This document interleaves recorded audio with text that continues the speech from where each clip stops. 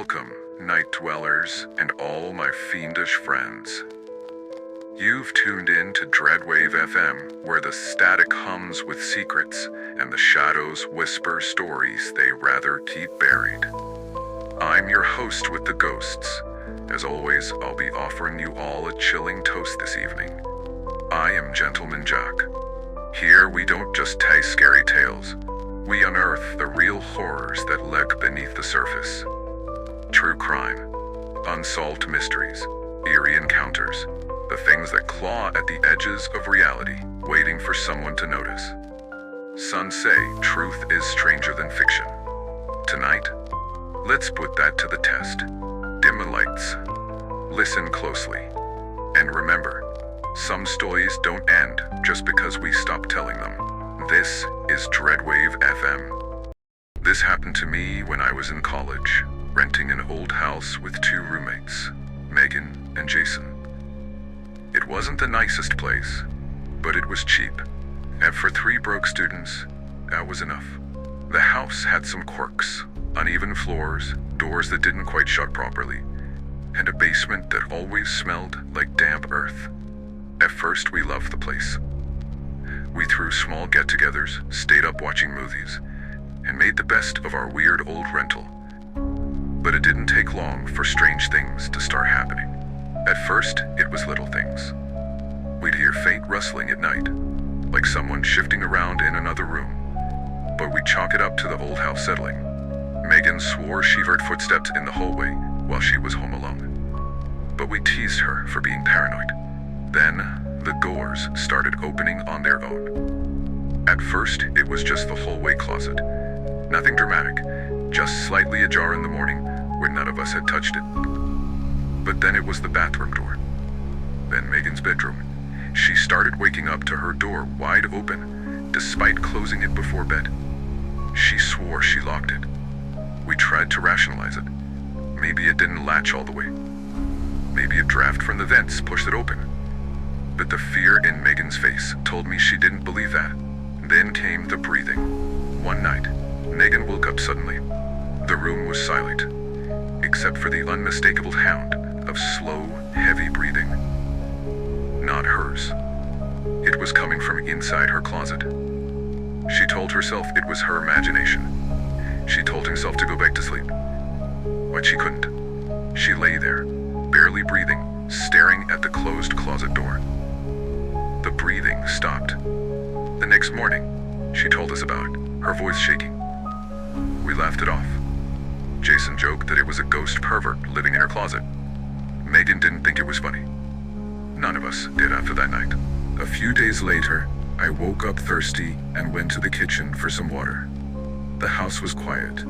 The clock on the microwave read 3:14 a.m. I filled my glass and was about to go back to bed when I heard a creak from the hallway. I froze. My skin prickled. The house was dark, the only light coming from the dim glow of the street lamp outside. I held my breath and listened. Another creak. I turned my head toward Megan's bedroom door, which was open again. I was about to call out when I heard it. A whisper, low, unintelligible, coming from inside Megan's room. I took a step forward, my hand shaking as I reached for the light switch. My voice caught in my throat. Then, the floor creaked behind me. I spun around. Nothing. The hallway was empty. The kitchen was empty, but I felt it, the weight of someone watching me. I bolted back to my room and locked the door. I barely slept that night. The next morning, I told Megan and Jason. Megan looked sick. Jason was pale. I heard it too, he admitted. Last night, someone whispered my name. That's when we knew something was really wrong. That night, we agreed to stay up together in the living room. We kept the lights on, kept the TV playing in the background, trying to shake the unease that had settled into our bones.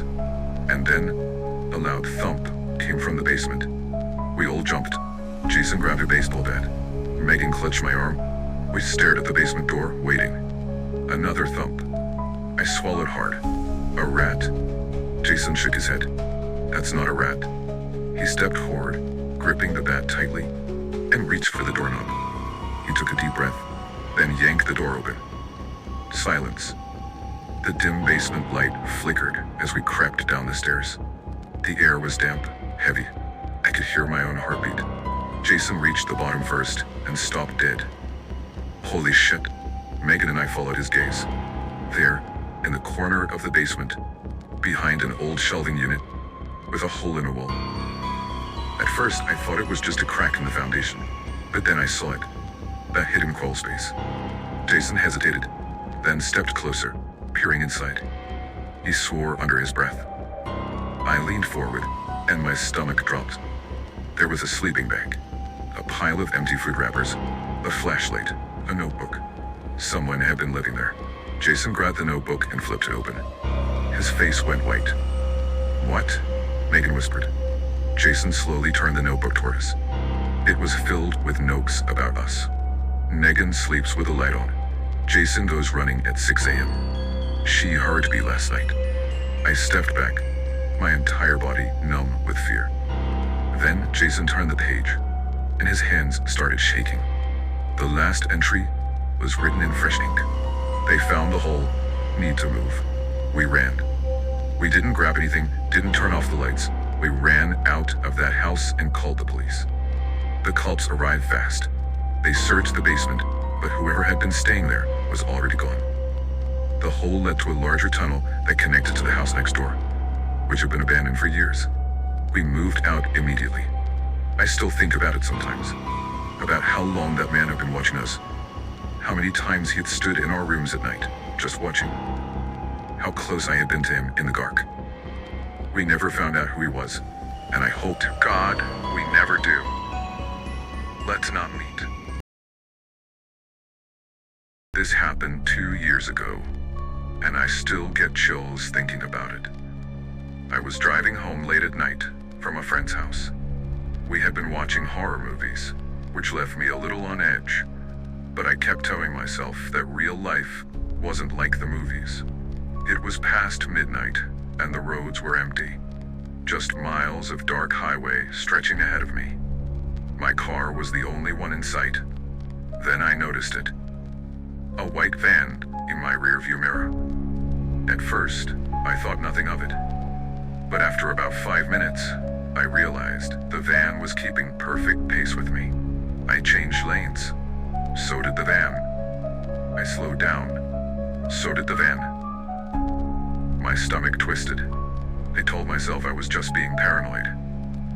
But then I did something to test it. I took an exit I didn't need to take.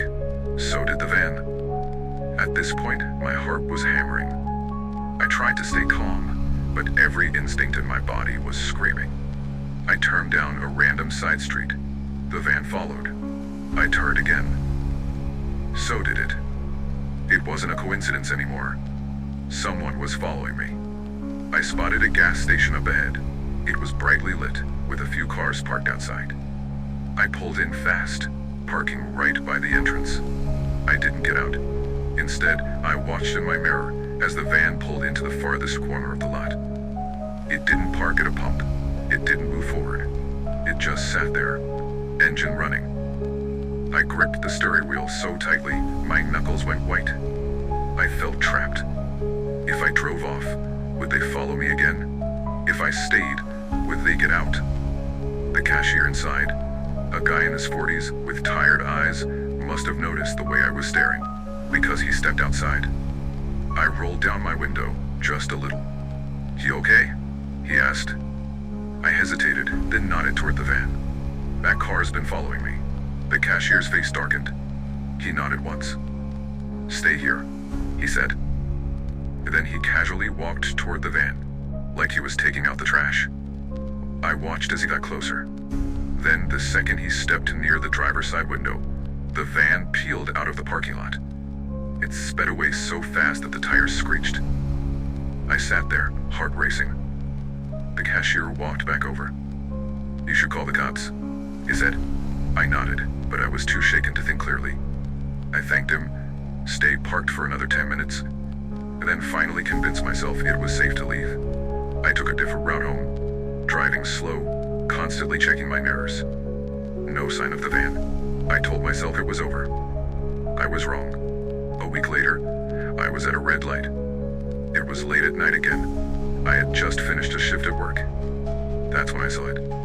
The same van, a block behind me. I felt the blood drain from my face. It was unmistakable.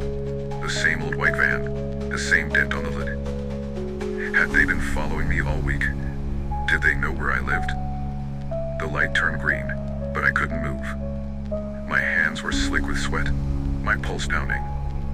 The van inched forward. I slammed my foot on the gas and turned onto the first road I saw. My hands were shaking so hard, I could barely grip the wheel. I kept driving, making random turns, trying to lose them. After a few blocks, I risked a glance in my mirror. No van. I kept driving for another 20 minutes, my entire body shaking. When I was finally sure I wasn't being followed, I went home. I didn't sleep that night. The next morning, I filed a police report. They asked me for details, but I couldn't remember the plate number. All I could tell them was that it was an old white cargo van with a dent on the hood. The officer's face stayed neutral, but I saw the way he glanced at his partner.